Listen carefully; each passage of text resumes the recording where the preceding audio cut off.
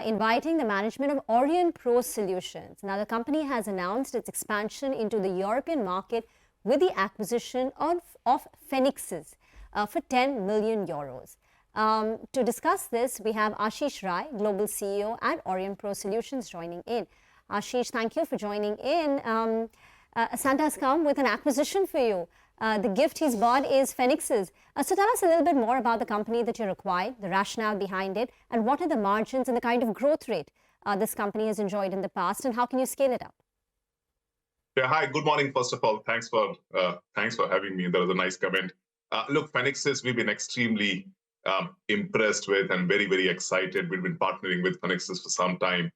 It's a highly specialized, capital markets consulting firm, partners with some of the largest banks in Europe and in Middle East and Africa in terms of their, the trading book transformations, right? So I think it was sort of very, very strategic to us. One, as you may know, we've got a lot of tier one offerings, soft products in the enterprise application space around the banking book.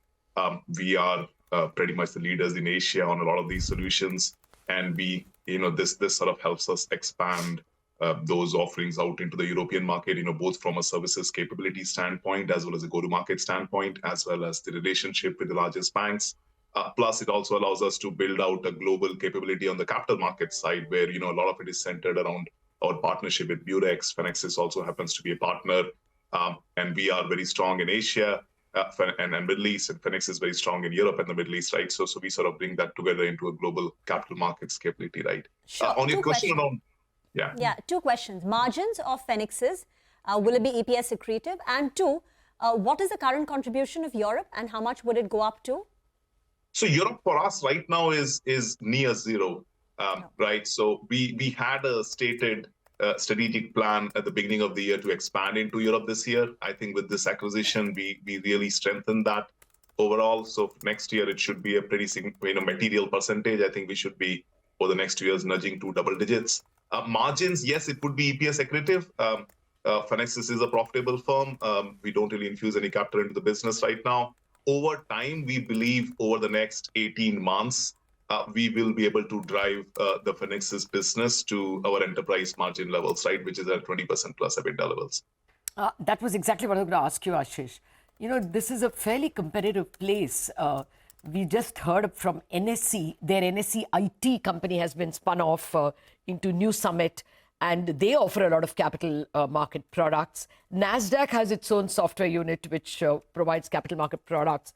So Fenixys margins would be under pressure because of competition. Does it come up to Aurionpro's level at all in terms of margins? That's a great question, Latha. I think the way to look at it is this.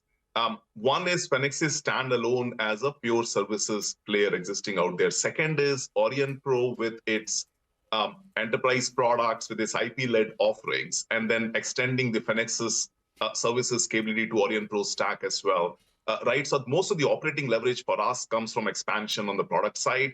I think on the services side as well, we believe this is a highly specialized offering, right? Together with our capabilities offshore, you can create large global, dual shore, multi-shore capabilities for the large global banks. So I think even on the services side, we feel very good about being able to get to the services level, because this is not commoditized services, this is not software development, this is around services around very specialized IP. I think we can maintain margins there. And then as we extend the Aurionpro's product stack and build out our services capability in Europe, I believe that will really bring us up both growth levels as well as margin levels to our enterprise levels. So Ashish, just to complete this point, margins for Fenixys will come up to 20% in how many quarters?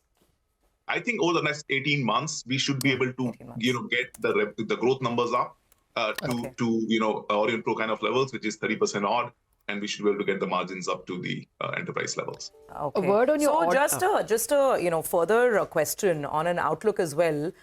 You earlier have told us that for this year, FY25, I think the revenue guidance is 30 to 35%, EBITDA guidance is 20 to 22%. So I want a broader view now, and you're very bullish on your US business. As we go forward, what have you started hearing from clients? Because we'll have the new dispensation come in, Donald Trump as well. And what would be your mix between onshore and offsite right now? And are you prepared if there is a sort of, anything on immigration, on any H-1B visas? What are you looking out for, considering that you're quite optimistic on the US outlook? Yeah, so look, the 30 to 35% guidance for the year, we are very firm on. We will land in that band, probably slightly upward bias.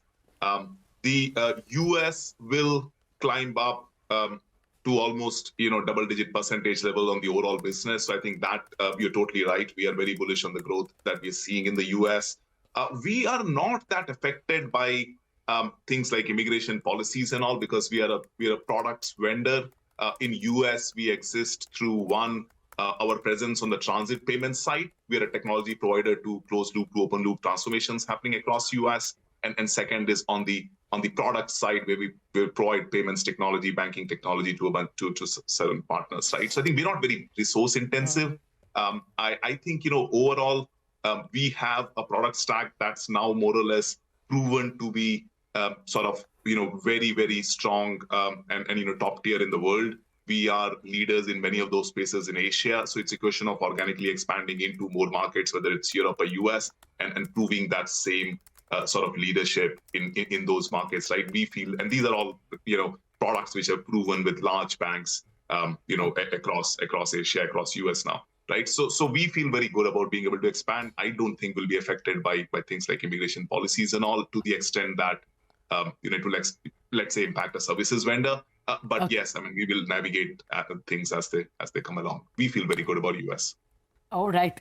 It's good to hear businessmen who feel good about the business. Thank you very much, Ashish. Precisely the kind of good news we want to hear as we coast into the new year. And here's wishing you as well a very happy 2025. Happy holidays. Thank you.